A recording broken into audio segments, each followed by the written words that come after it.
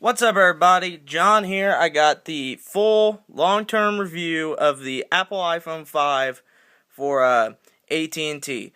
So I think a lot of reviewers have really jumped the gun kind of with their reviews. Most of them had them out by 2 or 3 days. So there's a ton of reviews you can go see. But this is mine. I've had the phone for a full week. Yeah, I know. A full week. Keep that in mind. And I've come up with a few things about the phone that I really like, and a few that I really don't like.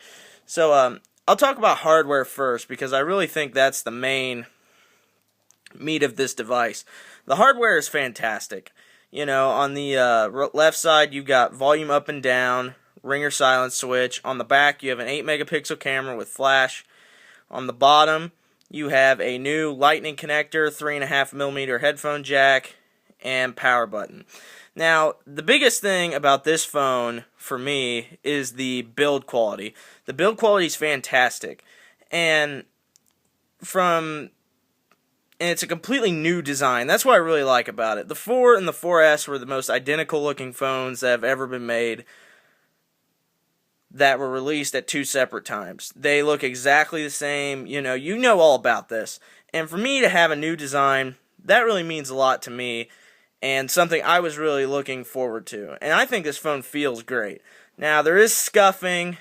My first unit I got in had 2 scuffs right about here, and a couple on the other side about right up here. So I had to go get that returned.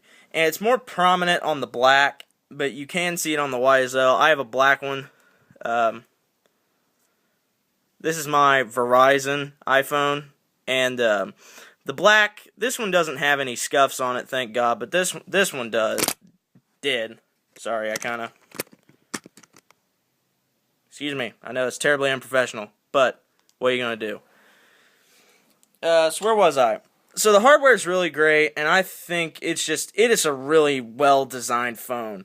I don't know of any phone that has build quality that can rival this phone, except maybe the HTC One S. I think that phone has really great build quality as well. And so that's really the only phone I can think of that has build quality that's as exceptional as the iPhone 5. So, software, iOS 6 is kind of, I don't know, I hate to say stale and boring, because for me, the whole iOS is stale and boring, and it's looked exactly the same for the past 5 years. Well, so has the Mac. I mean, if you think about it, OS X has never had really a major design change either. They've upped the design, and they made it look a lot prettier and a lot more functional, kind of like iOS. So that's how I look at it. So to say Apple, is like RIM and they're going to bottom out in a few years, I think Apple's brand recognition is way too strong to fail, kind of like RIM's has. But then again, Blackberries were really popular before the first iPhone came out, so, you never know, really, but that's kind of my whole take on that whole particular subject. Now, the display is 4 inches, and they didn't widen the display. They made it a little longer. So, when I first opened the phone, I thought, portrait keyboard's going to look exactly the same. Landscape is going to be so much better. Well, no. All they did was letterbox it, and that's kind of how Apple's done everything.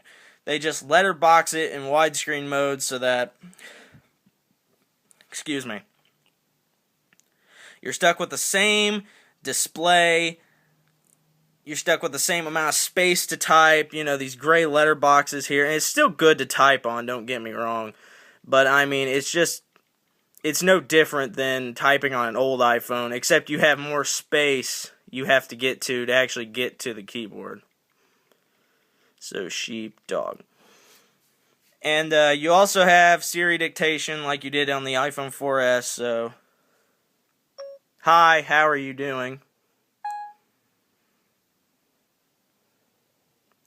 This is over AT&T 4G, so this is probably going to be a little slow. Yeah, you know how it works. Oh, I think it went. Yeah, hi, how are you doing? Okay, cool. So, the software really hasn't changed, and if you've seen any reviews, you pretty much know what I'm talking about. The big thing with this phone is design, and that's really pretty much it. LTE is the other big thing. There's none, don't have LTE on this. On Verizon, if I go to settings and turn off the Wi-Fi, then there's 4G LTE. And you got speed test, and this is another thing that really bugs me. This letterboxing on the black phone, you don't notice it very much or hardly at all, so it doesn't really, affect you any. But on the white one, it's definitely noticeable. So we'll let both of these load up real quick, and we'll do a quick speed test. So call quality is really good on the iPhone 5. I think it works really well, and you can hear the other person pretty good. Data speeds, like I said, you'll see right now. LTE is very fast. It's very efficient. If you have LTE, I would see that as almost a must upgrade if you have LTE in your area over the iPhone 4s. But so 3.6 down, 1.26 up, 11.2 down, 6 up, or almost 6. So yeah, that's pretty much the difference between AT&T and Verizon. And also, I think the black iPhone looks really good, and the back is this very almost matte type finish, whereas the back here is very, I don't know, I can't describe it other than aluminum-y. It feels like aluminum. You know it's aluminum. This has a very matte finish and feels pretty different from that. And so does the sides. The sides feel different because they're painted as well. So the camera, I'll talk about the camera. It's the same 8-megapixel camera, but they've improved it a lot. Pictures look good taken from the iPhone 5.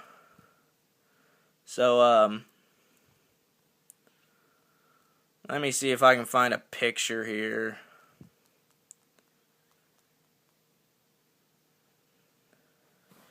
This is a picture I took of the iPhone 5 and iPhone 4S.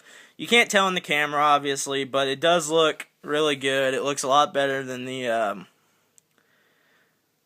It doesn't look a lot better. It just looks, a little better from the iPhone 4S. Looks a lot better from the iPhone 5.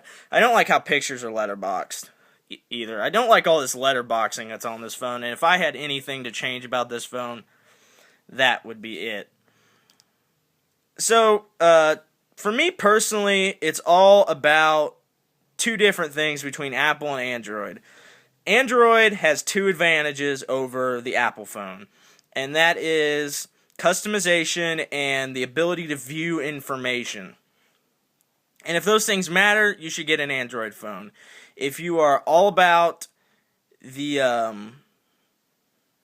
customization, being able to change the launcher and root and mod, you should go with an Android phone. That's a given.